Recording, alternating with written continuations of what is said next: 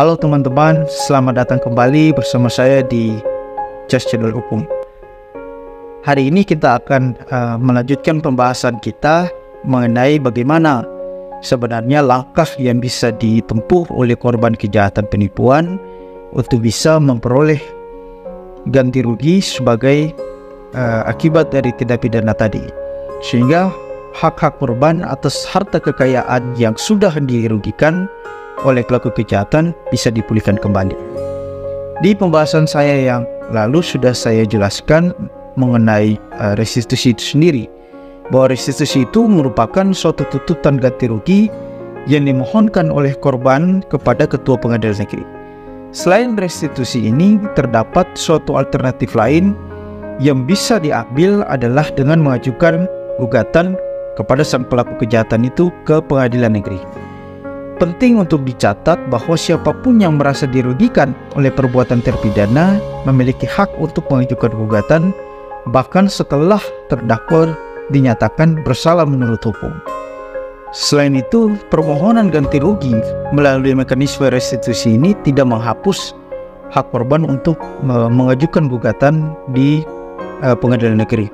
Hal ini sesuai dengan norma pasal 5 ayat 4 Peraturan Mahkamah Agung nomor 1 tahun 2022 yang juga memberikan syarat bahwa hak korban untuk mengajukan gugatan perdata tidak menjadi hapus jika permohonan restitusi itu ditolak karena terdakwa diputus bebas atau lepas dari segala tuntutan hukum, dan permohonan restitusi dikabulkan dan terdakwa dihukum, akan tetapi masih terdapat kerugian yang diderita korban yang belum dimohonkan restitusinya kepada pengadilan atau sudah dimohonkan namun tidak dipertimbangkan sama sekali oleh pengadilan. Dasar hukum permohonan ganti rugi akibat perbuatan melawan hukum diatur dalam pasal 1365 Kitab Undang-Undang Hukum Perdata. Adapun unsur untuk mengajukan gugatan ini adalah adanya perbuatan melawan hukum, yang kedua ada kesalahan yang dilakukan, dan yang ketiga adanya kerugian yang timbul, dan yang terakhir itu ada hubungan sebab akibat antara perbuatan dan kerugian yang ditimbulkan.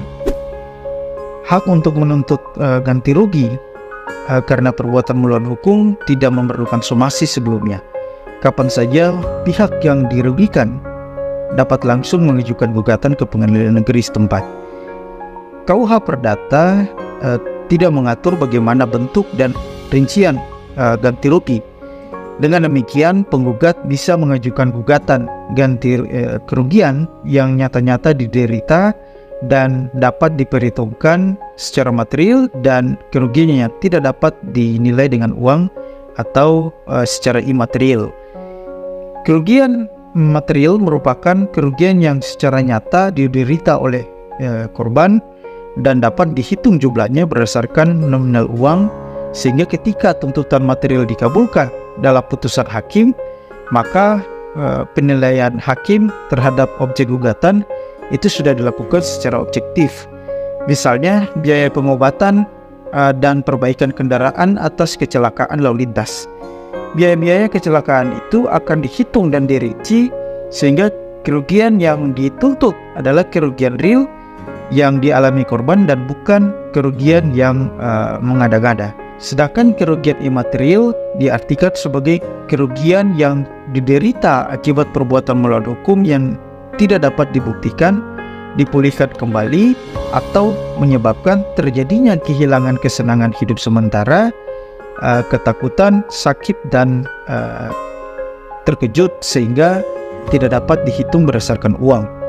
Adapun cakupan kerugian imaterial menurut putusan Mahkamah Agung tahun 1994 yang lalu disebutkan bahwa berdasarkan Kitab Undang-Undang Hukum Perdata, maka ganti kerugian imaterial hanya dapat diberikan dalam hal-hal tertentu seperti perkara kematian, luka berat, dan penghinaan.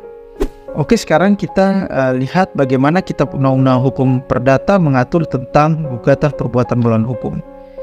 Kalau kita lihat, pasal 1365 Kitab Undang-Undang Hukum Perdata telah memberikan kemungkinan beberapa jenis gugatan perbuatan melawan hukum, seperti yang pertama, gugatan ganti kerugian dalam bentuk uang.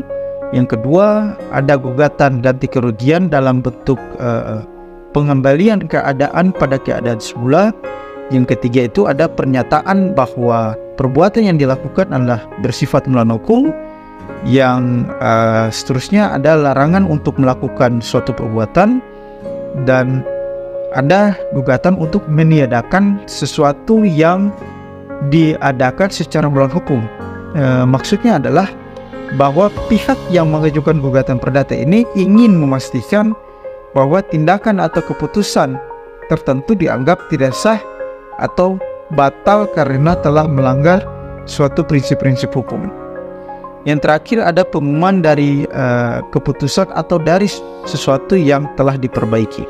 Misalnya jika terdapat pengumuman keputusan atau perbaikan yang merugikan salah satu pihak secara perdata, dan pihak tersebut merasa bahwa tindakan itu bertentangan dengan hukum.